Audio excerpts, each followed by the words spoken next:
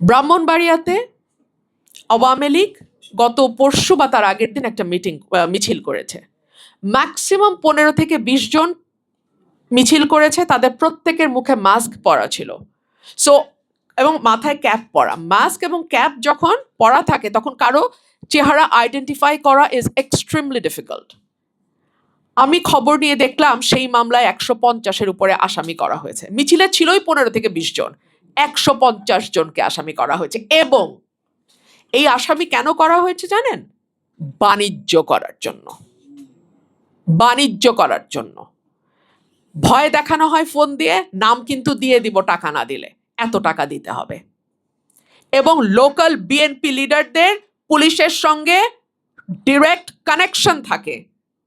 পুলিশের সঙ্গে টাকা পয়সা লোকাল বিএনপি লিডাররা ভাগ বাটোয়ারা করে কোন মামলায় কতজন আসামি দিবে, কিভাবে দিবে সেটা ঠিক করা হয়। বিএনপি যখন অপোজিশনে ছিল তখন গায়েবী মামলা দেয়া হতো। আমরা বলতাম গায়েবী মামলা, ঘোস্ট কেস। ঘটনা ঘটে নাই, আসামি যাকে করা হয়েছে সে উপস্থিত নাই, কিন্তু তার বিরুদ্ধে মামলা হয়ে গেছে।